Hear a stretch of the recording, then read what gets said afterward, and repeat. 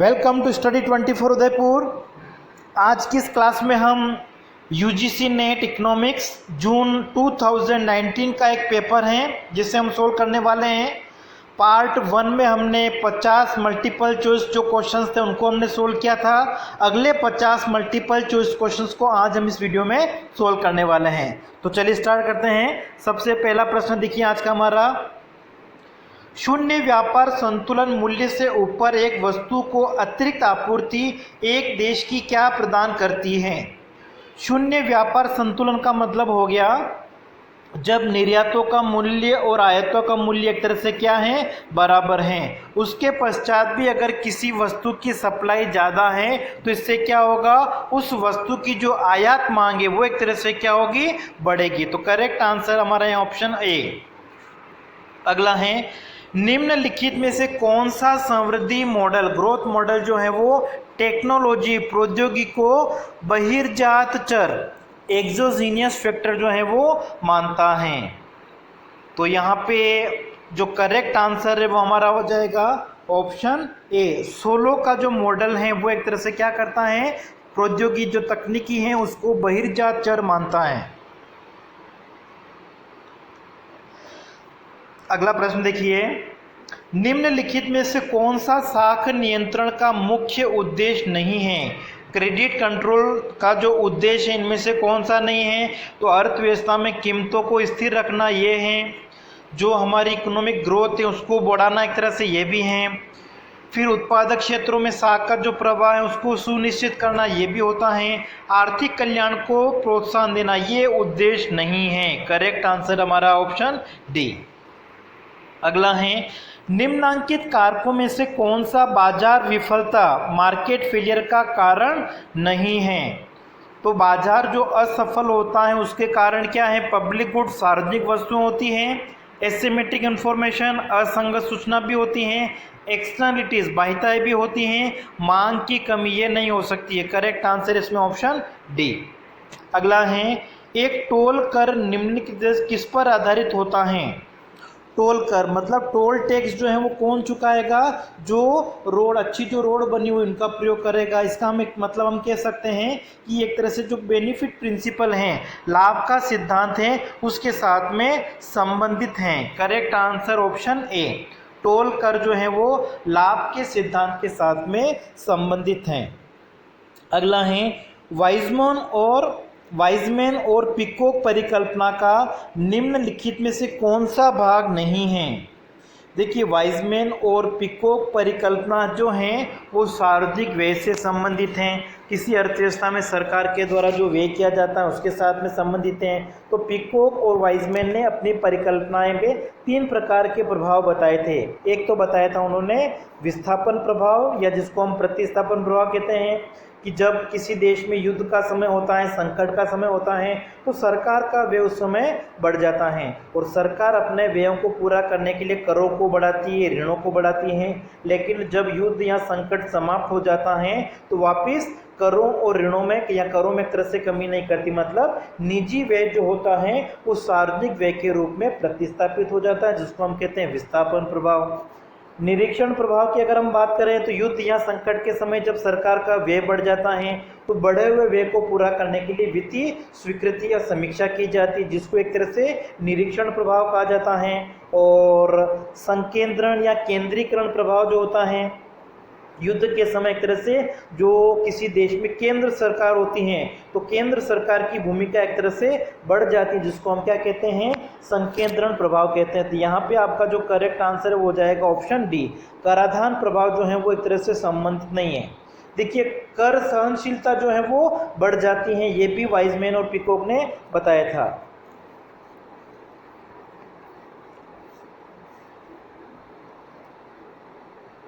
अगला प्रश्न है, मंदी डिप्रेशन के दौरान या रिसेशन जो होता है उसमें कौन सा नीतिगत उपाय किया जाना चाहिए।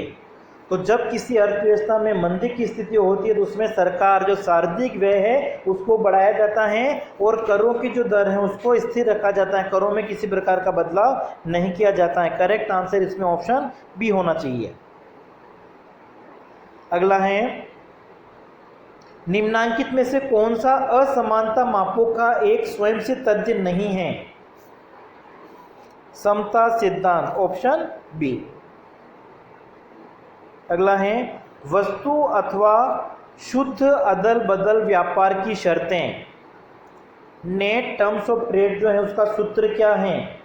तो निर्यात मूल्य सूचकांक में आयात मूल्य सूचकांक का भाग देके उसको अगर हम 100 से गुणा कर दें, करेक्ट आंसर इसमें आपका होना चाहिए ऑप्शन डी। फिर अगला है दरिद्रता कारक पद का प्रयोग किसने किया? ठीक है, देखिए पॉवर्टी के बारे में जो विचार है वो मुख्य रूप से अमर्त्य सेन और जगदीश भगवती के साथ में संबंधित हैं। दरिद्र कारक जो है वो जगदीश भगवती के साथ में संबंधित होना चाहिए, फिर भी इसको आप एक बार चेक करें। अगले प्रश्न हमारे 61, 62 और 63 जो हैं वो इस सारणी के साथ में संबंधित। इसमें हमें 8 घरों की मासिक प्रति व्यक्ति उपभोग व्यय जो है वो दिया गया है। ठीक है, 2 राज्यों में मासिक प्रति व्यक्ति जो उपभोग है 8 घरों का हमको दे रखा है। अब इसके आधार पर हमको पहला जो प्रश्न पूछा हुआ है वो क्या है? सारणी से गरीबी वर्ग अंतराल अनुपात SPGR के अनुमान की गणना करें और फिर यह दर्शाइए कि राज्य ए का SPGR क्या है। ठीक है, ज़्यादा है बी राज्य की तुलना में या बी राज्य से कम है या बराबर है, किस तरीके का ही हमको बताना है। तो इसके लिए आपको फॉर्मूला यूज़ करना है। ठीक है, फॉर्मूला हमारा क्या होगा? 1/n और फिर आ जाएगा आपका z minus Y upon Y का स्क्वायर। ठीक है, फिर वापिस plus 1/n z minus Y upon Y का स्क्वायर प्लस 1/n। इस तरीके से फॉर्मूला चलता रहेगा। कब तक चलता रहेगा? तो हमारे पास में देखिए यहाँ पे आपको जो दे रखा है, ठीक है, z का जो मान दे रखा है कितना दे रखा है? 800 दे रखा है। मतलब जो हमारे पास में गरीबी का सूचकांक है वो कितना है? 800। तो 800 से कम कहाँ कहाँ पे है ये आपको देखना है। ठीक है, तो 800 से कम एक तो यहाँ पे है 5वें घर में है, 6ठे घर में है और 7वें घर में है। तो यहाँ पे आपको मैं फॉर्मूला बता देता हूँ। उस फॉर्मूले के हिसाब से आपको क्या करना है? बी राज्य के लिए अलग करना है, ए राज्य के लिए आपको करना है। तो ए राज्य के लिए जो है वो क्या हो जाएगा? देखो ये आपका हो जाएगा 1/n का मतलब 8 घर हैं तो 1/8 हो जाएगा। फिर मैंने फॉर्मूला बताया था z माइनस वाई, जेड आपको दे रखा है 800। 800 में से हम माइनस कर देंगे। सबसे पहले आप ले लीजिए 750 और डिवाइडेड बाई आपका हो जाएगा 800। ठीक है, फिर प्लस 1/8, फिर वापस हो जाएगा ये 800 माइनस, फिर हम ले लेंगे 775 अपॉन आपका हो जाएगा 800 और इसका स्क्वायर भी करना है। ठीक है, इसमें भी स्क्वायर करोगे, फिर प्लस हो जाएगा वापस आपका 1/8 800 माइनस 790 अपॉन 800 का स्क्वायर। और इस तरीके से जो आपके पास में आएगा उसको सोल्व कर लेना। इसी तरीके से यही फॉर्मूला हम राज्य बी के लिए भी यूज़ करेंगे। तो राज्य बी के लिए अगर हम देखें MPC जो है वो 800 से कम कहाँ कहाँ पे है? एक यहाँ पे है, एक यहाँ पे है और एक यहाँ पे है। तो सेम फॉर्मूला आपको यहाँ पे भी यूज़ करना है। 1/8 800 माइनस, सबसे पहला 550 ले लीजिए अपॉन 800 का स्क्वायर प्लस 1/8 800 माइनस 600 अपॉन 800 का स्क्वायर और फिर 1/8 800 माइनस 490 अपॉन 800 का स्क्वायर और इसको आप सोल्व कर लीजिएगा। ठीक है, उसके बाद में जो भी आंसर आएगा इसमें शायद हो सकता है कि आपका आंसर ही आना चाहिए राज्य ए और राज्य बी का जो SGR है वो बराबर आना चाहिए। ठीक है, इसको आप एक बार करके देख लीजिएगा नोटबुक में। फिर देखिए नेक्स्ट हमारा है सारणी से राज्य ए और राज्य बी के गरीबी अंतराल अनुपात PGR के अनुमान की गणना आपको करनी है। तो देखिए पिछला जो फॉर्मूला है वही फॉर्मूला हमको यहाँ पे लगाना है, बस यहाँ पे आपको स्क्वायर नहीं करना है। जैसे आपका फॉर्मूला है 1/n, फिर हो जाएगा आपका z minus Y upon z। पिछले फॉर्मूले में यहाँ पे स्क्वायर था, यहाँ पे आपको स्क्वायर नहीं करना है। फिर 1/n z minus Y upon z plus 1/n Z minus Y upon Z, और इसको आप सोल्व कर लोगे। इसके पास में ए राज्य का आ जाएगा। इसी तरीके से आपको बी राज्य के भी ठीक है आप करोगे इस तरीके से 3 बार लिखना है, क्योंकि यहाँ पे हमारे पास में जो जेड का मान कितना है 800, और 800 से कम कहाँ कहाँ पे हैं, ये 3 जगह हैं। इसलिए फॉर्मूला आपका हो जाएगा 1/n Y Z minus Y upon Z. इसको आपको 3 बार लिखना है, सारी वैल्यू लिख के आपको सोल्व करना है, ठीक है। उससे आपके पास में आंसर आ जाएगा। तो इसमें आपका आंसर जो है वो आ जाएगा ऑप्शन सी आना चाहिए, ठीक है। फिर भी इसको आप एक बार पूरा करके देख लेना।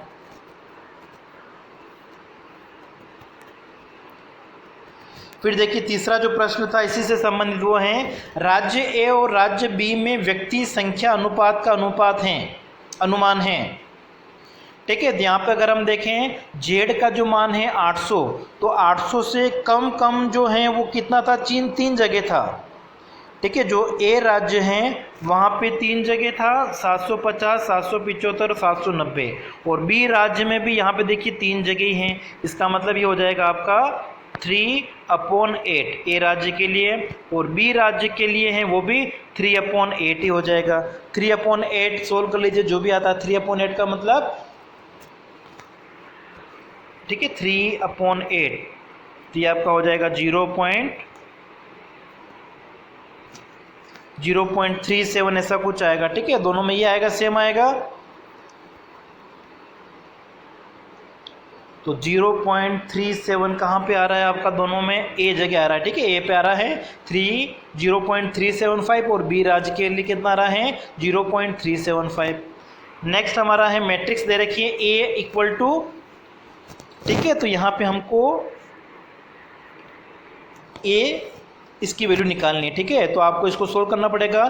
तो मैट्रिक्स को अगर हम इसको एक्सपांशन करें, इसका अगर विस्तार करें, तो सबसे पहले अगर हम 6 के लिए अगर विस्तार करेंगे तो इसका विस्तार हो जाएगा आपका 6, ये हो जाएगा -11 का 2 से मल्टीप्लाई होगा, ये आ जाएगा 22, फिर बीच में माइनस आता है, -5 को अगर हम -5 से मल्टीप्लाई करेंगे तो कितना आएगा, प्लस के 25 आएगा, तो ये आ जाएगा आपका प्लस का 25, फिर बीच में माइनस का साइन आता है। अब हम जो विस्तार करेंगे इस तरीके से आप नोटबुक में लिखते जाइए और उसको सोल्व कर लेना, ठीक है। फिर माइनस आ जाएगा बीच में, फिर आप अगर विस्तार करेंगे तो हम ले लेते हैं इस 3 को, तो फिर आपका हो जाएगा -3। अब इसका अगर आप विस्तार करोगे ये हो जाएगा 5 × -2, तो कितना आ जाएगा -10, फिर बीच में माइनस का साइन, माइनस के 5 को -5 से करेंगे तो कितना हो जाएगा -25, और बीच में पहले से माइनस का है तो यहाँ पे हो जाएगा प्लस का 25। इसी तरीके से आगे भी हम इसका विस्तार कर लेंगे। आगे विस्तार हो जाएगा, प्लस आएगा अगला साइन, प्लस, फिर हो जाएगा आपका ये 3, फिर ब्रैकेट में आपका हो जाएगा 5 × -5 करोगे तो कितना आ जाएगा -25, और फिर हो जाएगा आपका प्लस का देखो -11 को 5 से मल्टीप्लाई करोगे माइनस का 55 आएगा, और यहाँ पे बीच में पहले से माइनस ही होता है, प्लस का 55 हो जाएगा। अब इस पूरे को जो आपने जो लिखा उसको सोल्व करोगे तो ये हो जाएगा, देखो सबसे पहले आपका था 622 - 25, तो कितना बचेगा माइनस का 3, और माइनस के 3 को अगर आप 6 से मल्टीप्लाई करोगे तो आ जाएगा -18, फिर ब्रैकेट में आपका था -10 + 25, तो कितना बचेगा प्लस के 15, और -3 से मल्टीप्लाई करोगे तो ये हो जाएगा आपका -45, और फिर प्लस के 3, ब्रैकेट में था -25 प्लस का 55, तो 55 में से 25 को माइनस करोगे तो आ जाएगा 30, और 30 को 3 से मल्टीप्लाई करोगे तो 90। बस इसको सोल्व कर लीजिए, ये आपका हो जाएगा 90 - 45 और 18 दोनों को प्लस कर दो, कितना आ जाएगा 63। 90 में से 63 को माइनस करोगे कितना आ जाएगा 27। ये जो मैंने आपको बताया नोटबुक में जैसे मैंने बोला है, साथ साथ में आप नोटबुक में लिख के इसको सोल्व कर लेना, आ जाएगा। अगला प्रश्न देखिए, एक द्विचर x और y प्रत्येक गमन विश्लेषण में प्रत्येक गमन गुणांक रिग्रेशन कोएफिशिएंट हमको दे रखा है। bxy कितना है 0.6 और byx कितना है 0.8 है।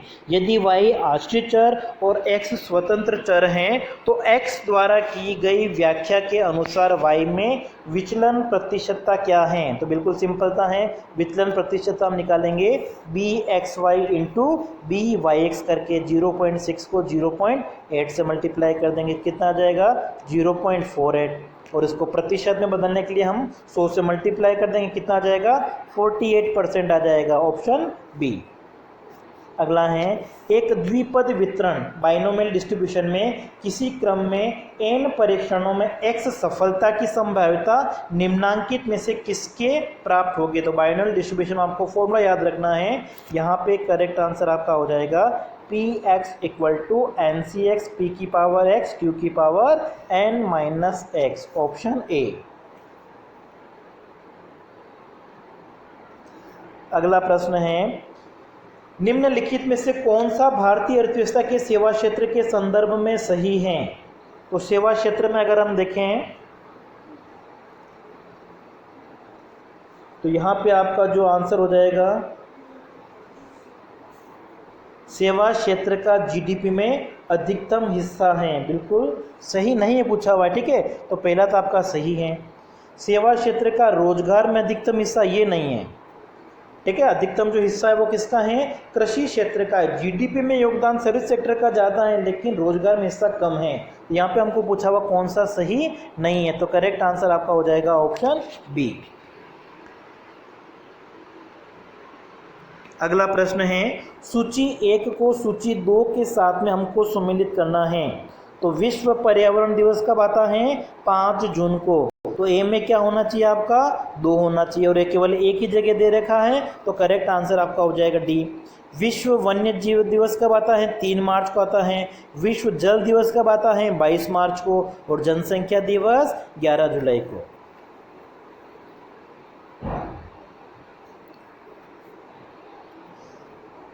जननांकी लाभ के लिए कौन सी आयु संरचना महत्वपूर्ण होती है?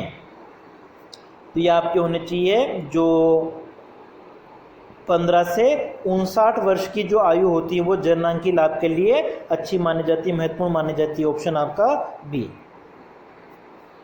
अगला है when the null hypothesis is there as an equality the level of significance is probability of making, ठीक है, ये किसको दर्शाएगा? आपके त्रुटि 1 प्रकार की जो त्रुटि है, टाइप 1 प्रकार की, ऑप्शन आपका बी। अगला प्रश्न देखिए यदि AR बराबर 15 है और MR बराबर 5 है तो मांग की लॉज क्या होगी? तो मांग की लॉज का आपको फॉर्मूला याद रखना है यहाँ पे AR upon AR minus MR। तो यहाँ पे AR आपको 15 दे रखा है, माइनस MR कितना दे रखा है? 5, तो 15 अपॉन 10 हो जाएगा, 15 अपॉन 10 कितना आ जाएगा? 1.5। तो करेक्ट आंसर आपका ऑप्शन बी।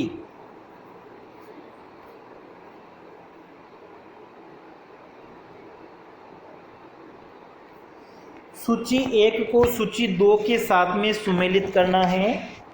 घोष मार्को जो हैं वो ब्लू के साथ में संबंधित हैं। सबसे पहले आपका आना चाहिए 4। निर्धारण गुणांक कोफिशिएंट ऑफ डिटर्मिनेशन क्या होता है? सहसंबंध का स्क्वायर हम कह सकते हैं, आर का स्क्वायर, तो फिर आपका आ जाएगा 1। फिर H0 B2 is equal to 0 H1 ये आपका होता है, यहाँ पे आपका आंसर होना चाहिए एक तरफा परीक्षण 4 1 2 3। 4 1 2 3 आपके किस ऑप्शन में है? ए में।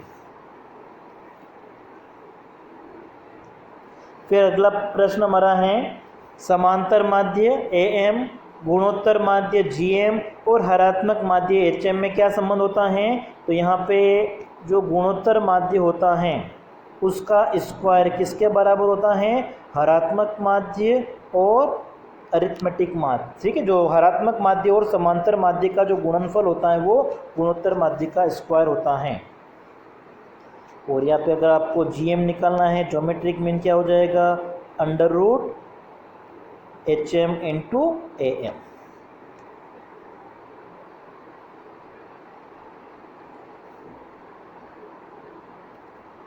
फिर अगला प्रश्न देखिए ओपन इकोनॉमिक खुली अर्थव्यवस्था में इनपुट आउटपुट आदान प्रदान मॉडल जिसको हम कहते हैं the viability is examined by, ठीक है, इसका जो जांच की जाती है, ठीक है, वो किसके द्वारा की जाती है? हॉकिंस साइमन शर्तों के द्वारा। ऑप्शन आपका ए। अगला प्रश्न है, which of the following is not an instrument of capital market with special difference to India? Bharat के संदर्भ में निम्न में से कौन सा पूंजी बाजार का उपकरण नहीं है? तो पूंजी बाजार में समतांश आते हैं, गोल्ड ETF भी आता है, डिबेंचर भी आते हैं, जो वाणिज्यिक पत्र होते हैं ये नहीं आते हैं, कॉमर्शियल पेपर नहीं होते हैं। अगला प्रश्न है, ट्रिप्स के अंतर्गत कॉपीराइट की संरक्षा कितने वर्षों तक के लिए है? लेखक की मृत्यु के 50 वर्ष तक, ठीक है, ऑप्शन आपका हो जाएगा डी। अगला है, IRR परियोजना NPV को डैश डैश के और लाभ लागत अनुपात के डैश डैश के समतुल्य बनाने वाली बट्टा दर है। तो देखिए आपका जो NPV होता है वो एक तरह से क्या होता है? लाभों का वर्तमान मूल्य और लागतों का वर्तमान मूल्य जो है दोनों का अंतर कितना होता है? 0। तो सबसे पहले यहाँ पे आना चाहिए आपका 0, और दोनों का अनुपात अगर हम देखें, ठीक है, लाभ अगर माना कि 10 है तो लागत भी 10 होना चाहिए, और 10/10 करोगे कितना आ जाएगा? 1। तो यहाँ पे आपका क्या आना चाहिए? 1। देखो यहाँ पे आपका हो जाएगा 10 माइनस, मैंने एग्जाम्पल के लिए माना कि 10 है तो 10 - 10 करोगे कितना हो जाएगा? 0, और 10/10 करोगे कितना हो जाएगा? 1। तो 0 1 मतलब आपका करेक्ट आंसर हो जाएगा ऑप्शन बी। अगला प्रश्न है, RBI ने वस्तुओं और सेवाओं से संबंधित चालू खाते के लेन देन को किस वर्ष में भारतीय रुपए में पूर्ण रूपेण परिवर्तनीय बनाया है? भारतीय रुपए को पूर्ण परिवर्तनशील जो है परिवर्तनीय वो बनाया गया 1994 में। अगला है, संशोधित जन्म दर का समीकरण क्या है? यह आपका होना चाहिए इसमें से, एक वर्ष में पंजीकृत जन्म कितने हैं प्लस संभावित जन्म कितने हैं? ऑप्शन आपका हो जाएगा ए।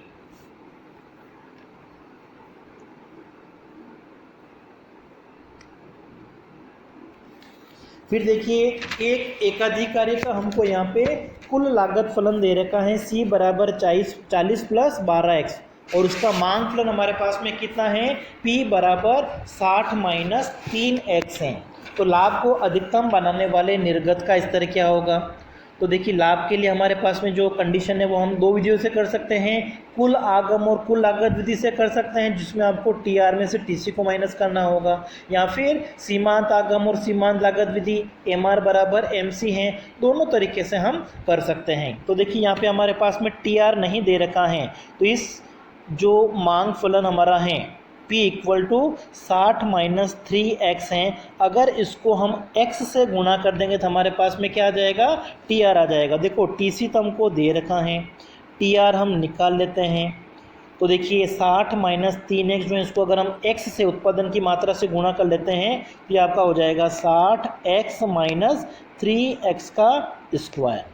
अब देखिए हमारे पास में कुल लागत भी आ गई और कुल आगम भी आ गया। हम सीमांत लागत और सीमांत आगम विधि का अगर हम प्रयोग कर रहे हैं तो देखिए ऊपर जो हमारा कुल लागत फलन है इससे अगर हम सीमांत लागत निकालें तो सीमांत लागत निकालने के लिए हमको क्या करना पड़ेगा? इस समीकरण का अवकलन करना पड़ेगा। तो 40 का तो आपका हो जाएगा 0, 12x का अगर आप अवकलन निकालोगे तो कितना आएगा? डिफरेंशियल 12 आएगा। इसी तरीके से जो TR वाली हमारी समीकरण, इससे हम क्या निकालेंगे? MR। अगर हम इसका अवकलन करेंगे 60x का जो अवकलन है वो कितना होता है? 60 माइनस 3x स्क्वायर का अगर करोगे तो ये हो जाएगा आपका 6x। ठीक है, अब देखिए जो MR है वो हमारा कितना है? 60 माइनस 6x है, और MC कितना आया? 12। संतुलन की स्थिति में क्या होता है? MR बराबर MC होता है। तो संतुलन की स्थिति में हम क्या लिखेंगे? 60 माइनस 6x बराबर, ये तो आपका MR है, और MC जो हमारा आया था वो कितना आया था? 12। तो यहाँ पे हमने लिख दिया 12। अब देखिए हो जाएगा आपका 60 माइनस 12 बराबर 6x। अब 60 में से 12 गए तो कितने बचे? 48, 48। और ये 6 आप इधर लाओगे तो डिवाइड में हो जाएगा, 48/6 इक्वल टू क्या आ जाएगा, x। तो 48 में अगर हम 6 का डिवाइड करेंगे कितना आएगा, 8 आएगा। तो करेक्ट आंसर आपका यहाँ पे क्या हो जाएगा, ऑप्शन सी।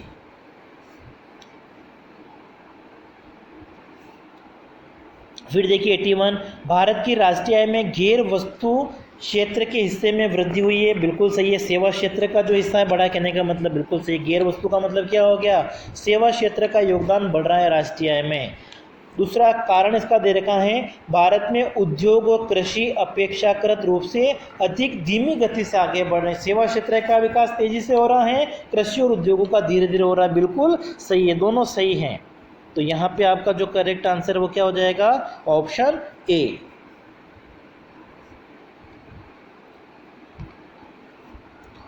अगला है, निम्नांकित में से कौन सा मद जीवन सारणी को पूर्ण करता है। तो यहाँ पे देखिए आपको इसका अगर मान निकालना तो ये आपका हो जाएगा Tx, मतलब ये अपॉन Ix। ठीक है, इसमें आप डिवाइड कर दीजिए 4, 8, 5, 0, 0, 0, 0 में अगर हम डिवाइड कर देंगे किसका, 90,000 का। इसको सोल्व करने पे आप कैलकुलेटर से कर लेना, लगभग आना चाहिए 53.89। Correct answer option C. अगला है, मानव संसाधनों में शिक्षा के रूप में निवेश उन कारकों के बीच एक महत्वपूर्ण भूमिका निभाता है जो आर्थिक समृद्धि में योगदान करते हैं। यह जो हमारा कथन है वो शिक्षा आयोग 1996 के साथ में संबंधित होना चाहिए। ठीक है, इसको आप एक बार चेक कर लीजिए।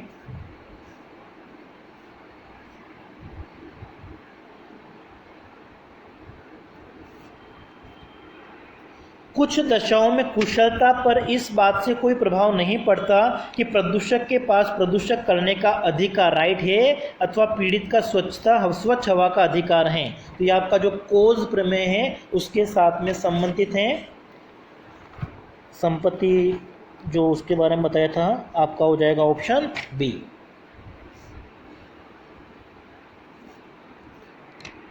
एक रेखीय प्रतिरूप समस्या का समाधान निम्नलिखित में से किसके द्वारा किया जाता है। ठीक है, रेखीय प्रतिरूप समस्या जो है, लीनियर प्रॉब्लम जो होती है उसको सोल्व करने के लिए किसका प्रयोग किया जाता है, सिंप्लेक्स मेथड का प्रयोग किया जाता है। फिर नेक्स्ट है, वर्ष 2011 में नगरीय जनसंख्या का 40% से अधिक अनुपात किन राज्यों में था। तो ये तमिलनाडु, केरल, महाराष्ट्र और गुजरात होना चाहिए। ऑप्शन आपका डी।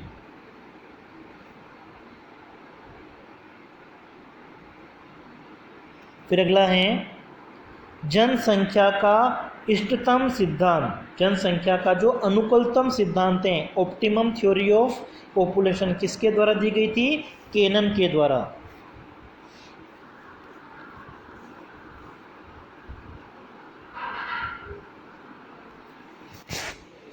अगला प्रश्न हमारा है, सूची 1 को सूची 2 के साथ में सुमेलित करना है। तो थॉमस डाउबले है जो किसके साथ में संबंधित हैं, डाइट थ्योरी के हिसाब से सबसे पहले आपका आना चाहिए 3। थॉमस सेडलर जो हैं वो किसके साथ में संबंधित है, आपका डेस्टिनी थ्योरी नंबर 1। लिबेंस्टीन जो है वो motivation theory of population growth 3142। 3142 कहाँ पे है आपका, ऑप्शन बी। अगला प्रश्न है, अधिकांश पर्यावरणीय वस्तुओं के मामले में बाजार विफलता घटित होती हैं क्योंकि जो कुछ पर्यावरणीय वस्तुएं होती हैं वो प्रतिस्पर्धी होती हैं, अपवर्तनीय होती हैं, लेकिन कुछ क्या होती हैं, अप्रतिस्पर्धी होती हैं, अपवर्तनीय होती हैं। तो आपका आंसर हो जाना चाहिए ऑप्शन डी। अगला है, विभेद समीकरण जो डिफरेंशियल इक्वेशन होती है वो किसके साथ में संबंधित हैं, असतत परिवर्तन के साथ में संबंधित हैं। Option A. किसी युगपत समीकरण मॉडल की निम्नांकित में से किस दशा में सही पहचान की जाती है। ठीक है, यदि संरचनात्मक प्राचलों के विशिष्ट संख्यात्मक मान प्राप्त किए जा सकते हो। ऑप्शन आपका ए होगा।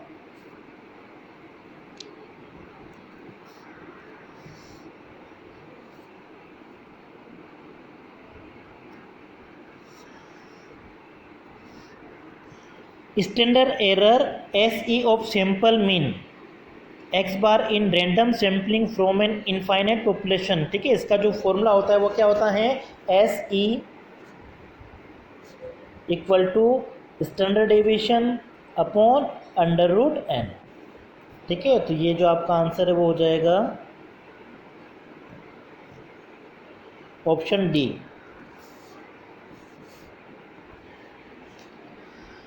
नेक्स्ट है, श्रम पर द्वितीय राष्ट्रीय आयोग ने त्रिस्तरीय प्रणाली की अनुशंसा की है जिसमें सम्मिलित हैं लोक अदालत, श्रम अदालत और श्रम आयोग। कहाँ पे आपका है ये श्रम संबंध आयोग, ऑप्शन बी होना चाहिए।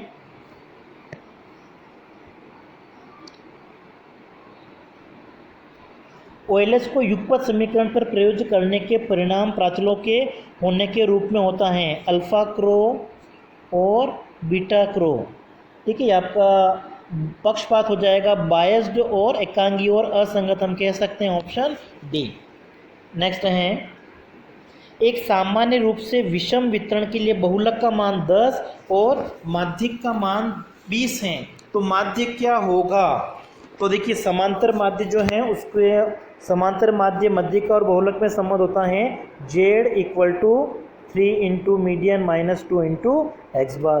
तो यहाँ पे बहुलक कितना दे रखा है 10 बराबर 3 इंटू मीडियन कितना है 20 माइनस 2 एक्स बार हमको निकालना है, तो 2 एक्स बार इक्वल टू कितना हो जाएगा 60 माइनस 10। 60 में से 10 माइनस करेंगे 50, तो x बराबर क्या हो जाएगा 50 में 2 का भाग दे देंगे। ठीक है, 2 जो है उधर जाके डिवाइड में हो जाएगा, तो 50 में 2 का भाग दोगे कितना आ जाएगा 25। ठीक है, तो आपका आंसर हो जाएगा ऑप्शन सी। अगला है, 1 फरवरी 2019 को घोषित पीएम किसान सम्मान निधि योजना में निम्नलिखित में से कौन सा भाग नहीं है, तो जो किसान जिनके पास में 2 हेक्टेयर भूमि से कम जोत वाली भूमि है वो पात्र हैं, उनको 1 वर्ष में 6,000 रुपये दिए जाएंगे और 3 समान किस्तों में दिए जाएंगे 2-2 हज़ार की। तो करेक्ट आंसर आपका यहाँ पे हो जाएगा ऑप्शन बी।